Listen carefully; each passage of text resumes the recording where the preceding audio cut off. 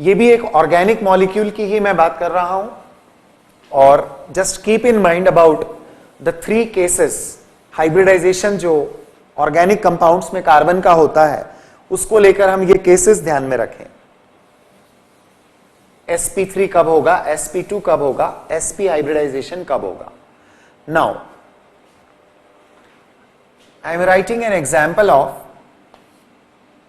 C3H4। Friends, C3H4 is the molecular formula जो of course propyne के लिए भी हो सकता है, बट प्रोपाइन के साथ साथ ये फॉर्मूला एक और कैटेगरी के लिए होता है जहां पर 2 डबल बॉन्ड के फॉर्म में मॉलिक्यूलर स्ट्रक्चर होता है। मतलब you have total 3 carbon atoms and the molecular structure may have CH2 double bond C double bond CH2, this situation. इस कैटेगरी के कंपाउंड्स को, जैसे ये फॉर्मूला एक तो प्रोपाइन के लिए अप्लाई हो रहा है और प्रोपाइन का ही एक आइसोमर बता रहा हूं मैं आपको। आइसोमर मतलब the same molecular formula but different structure, तो it is the structural isomer. इस कैटेगरी के कंपाउंड्स को एलीन्स कहा जाता है and this is the simplest allene. When all the positions are, I mean all the valencies of carbon, free valencies are satisfied by hydrogen, then it is called as simple alene. So the given example is of alene. Now I am talking about one important thing related to alene. IIT में जो previous year में questions आए हैं alene पर 3 times question अब तक आ चुके हैं, और जब भी एलीन्स में क्वेश्चंस आए हैं उसमें सबसे पहला क्वेश्चन जो मुझे याद आ रहा है इस वक्त, वो 99 में पूछा गया था कि एलीन का ऑर्बिटल डायग्राम बताइए, एलीन के स्ट्रक्चर को ऑर्बिटल ओवरलैपिंग से एक्सप्लेन करिए। और ऑर्बिटल ओवरलैपिंग में एम्फेसिस खास तौर पर पाई बॉन्डिंग पर देना था। इसके बाद में अलग अलग तरीके से इस पर जो क्वेश्चंस आए हैं वो आप स्ट्रक्चर पूरा समझने के बाद इजीली आंसर दे पाएंगे। तो पहला जो क्वेश्चन था मैं उसी को लेकर अभी आगे बात करूंगा आपसे। आप मुझे थोड़ा सा सोचकर ये बताइए कि आप इस मॉलिक्यूल में कौन से कार्बन को कौन सी हाइब्रिड स्टेट में पहचानेंगे। Just think on this point. 1 minute के बाद मैं आंसर दूंगा, पर तब तक आप सोचिए कि इस स्ट्रक्चर में मिडिल कार्बन और दोनों कार्बन कौन कौन सी हाइब्रिड स्टेट में है। Are they in the same hybrid state? No, they are not in the same hybrid state because this carbon is having 3 sigma bond and 1 pi bond. Same with this one, 3 sigma and 1 pi bond. But just look at the middle carbon. It has formed 2 sigma bonds and 2 pi bonds. क्योंकि इसने 2 sigma and 2 pi bonds form किए हैं, इसलिए middle carbon का जो hybrid state होगा वो sp होगा, जबकि बाकी दोनों कार्बन के ये sp2 हाइब्रिड स्टेट्स होंगे। हमें यहां पर ऑर्बिटल ओरिएंटेशन पर खासतौर पर एम्फेसिस देना है। अब एनर्जी वाइज ऑर्बिटल कौन से मिक्सअप होंगे कौन से नहीं होंगे, ये पूरा पिक्चर हमारे सामने क्लियर पहले ही हो चुका है। जब एक एटम sp हाइब्रिड है, कार्बन एटम, तो उसके 2 अनहाइब्रिड ऑर्बिटल्स होंगे। तो जब मैं ऑर्बिटल स्ट्रक्चर इस एलीन मॉलिक्यूल का बनाना चाहूंगा तो मैं स्टार्ट करता हूं इस मिडिल कार्बन से। I start with this middle carbon. Clearly represent करने के लिए मैंने इसके दोनों sp हाइब्रिड ऑर्बिटल्स यहां शो किए हैं। इन दोनों sp हाइब्रिड ऑर्बिटल में लेट अस अज्यूम कि जो p इन्वॉल्व्ड इन हाइब्रिडाइजेशन है वो z एक्सिस वाला है। मैंने इसलिए इसको लिख दिया sp(z), मतलब these 2 hybrid orbitals are oriented along the reference axis, the internuclear axis of the carbon, and that is say z axis. क्या सिचुएशन होगी? यस, इस कार्बन के पास अभी 2 अनहाइब्रिड ऑर्बिटल्स होंगे। one will be on x-axis, another will be on y-axis. Can you imagine this situation? Now, I am coming to the two carbon atoms which are at the two extremes. ये जो दोनों corner पर carbon atoms हैं, इनकी situation क्या होगी? देखिए, ये कार्बन sp2 हाइब्रिड है.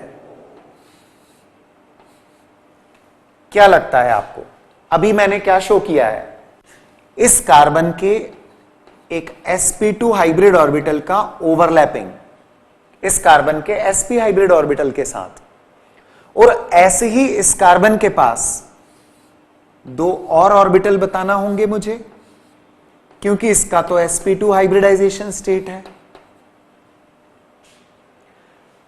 क्या आपको लगता है कि यहां पर ओरिएंटेशन वाइज यदि बात करें तो इस कार्बन के कौन से दो p ऑर्बिटल इन्वॉल्व होंगे हाइब्रिडाइजेशन में?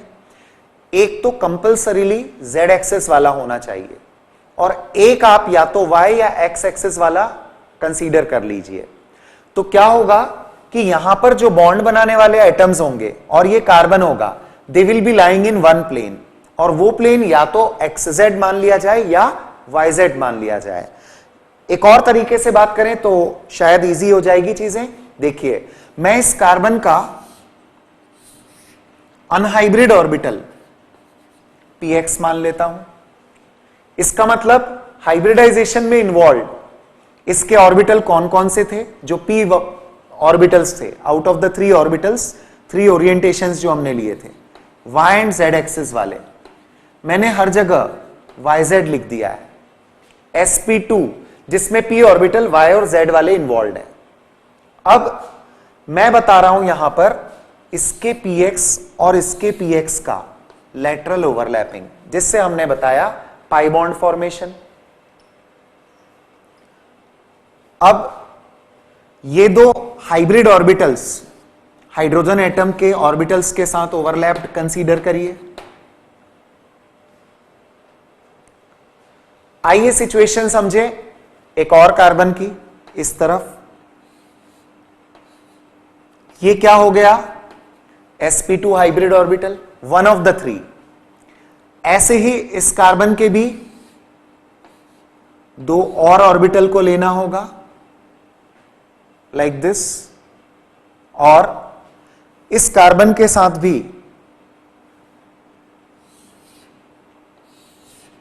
एक ऑर्बिटल अनहाइब्रिड होगा.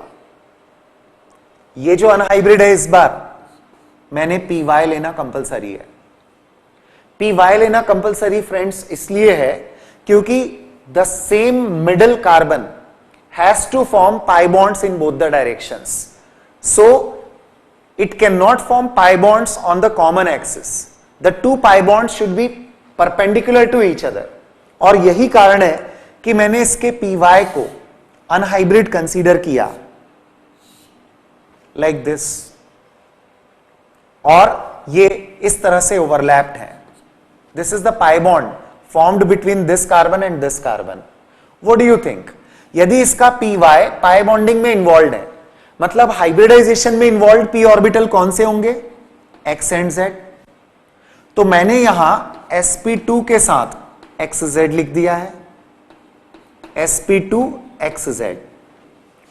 अब क्या बचता है? द 2 हाइड्रोजन एटम्स जो अपने 1s ऑर्बिटल्स को ओवरलैप करवाएंगे.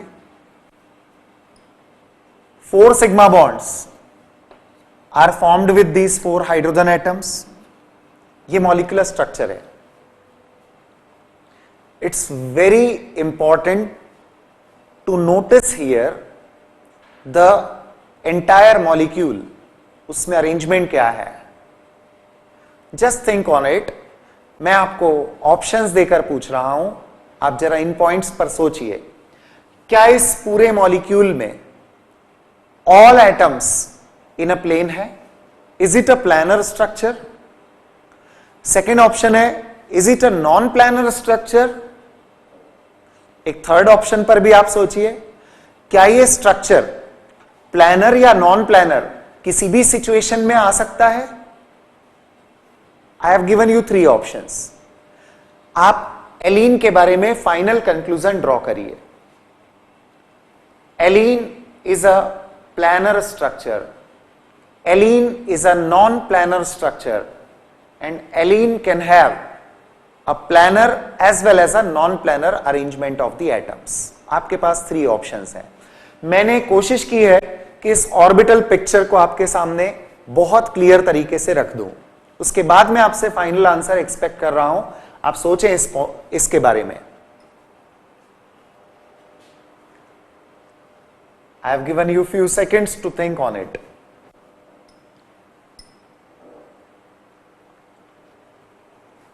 Okay, listen।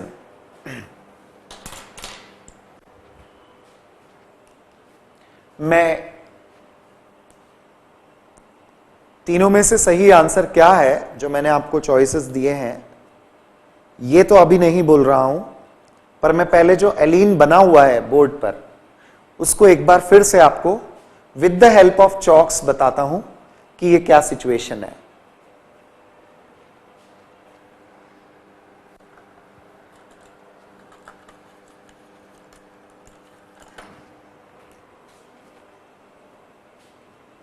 सी, जहां से मैंने इन चॉक्स को होल्ड किया हुआ है ये कार्बन एटम्स की पोजीशन है। 2 terminal carbon, the 2 terminal carbon, this is 1 carbon, sp2 hybrid है, 3 बॉन्डेड एटम्स हैं, ये एक ट्राइंगल प्लेन बना रहा है। This is another sp2 hybrid carbon जहां से मैंने चॉक्स को होल्ड किया है और 3 बॉन्डेड एटम्स ट्राइंगल प्लेन में है। मैंने अभी दोनों को इंडिपेंडेंट स्ट्रक्चर्स बता दिए आपको कि एक एटम जब sp2 हाइब्रिड और होता है तो उसके आसपास के बॉन्डेड एटम्स ट्राइंगल प्लेन में होते हैं, 120 डिग्री का एंगल ऑफ सेपरेशन होता है।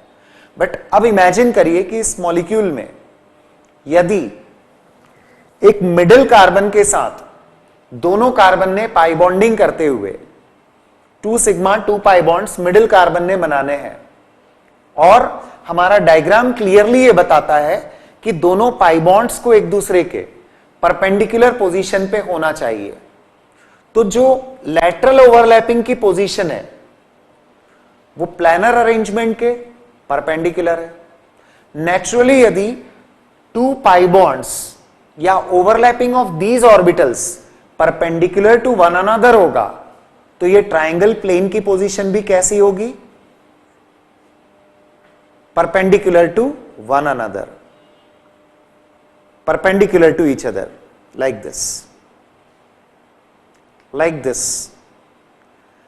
Friends, it cannot be like this।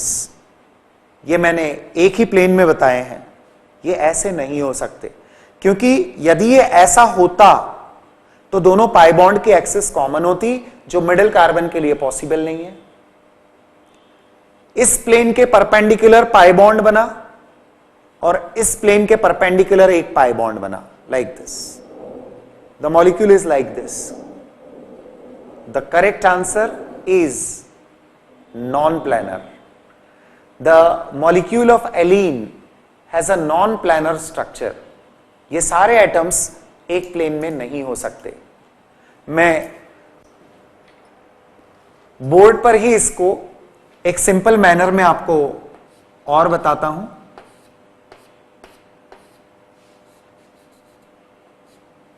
ये तीनों कार्बन तो लीनियरली प्लेस्ड होंगे क्योंकि मिडिल कार्बन sp हाइब्रिड है, 180 डिग्री का सेपरेशन एंगल है।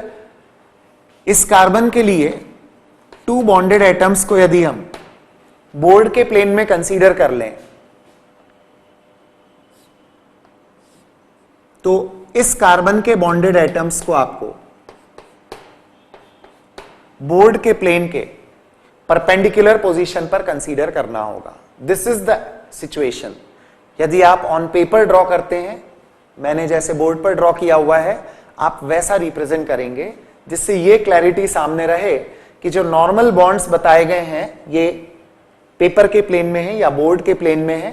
This is called as wedge and this is called as dash. तो वेज और डैश से जो रिप्रेजेंटेशन है ये एक 3 डायमेंशनल पिक्चर यहां पर क्लियर करता है कि wedge means the hydrogen atom is towards the observer and dash is representing the position of hydrogen away from the observer. So it is a non-planar structure. आगे चलकर जब आप ऑर्गेनिक केमिस्ट्री में स्टीरियो केमिस्ट्री पढ़ते हैं तो इस तरह के स्ट्रक्चर्स और इस तरह के इमेजिनेशंस आपको काफी हेल्प करेंगे.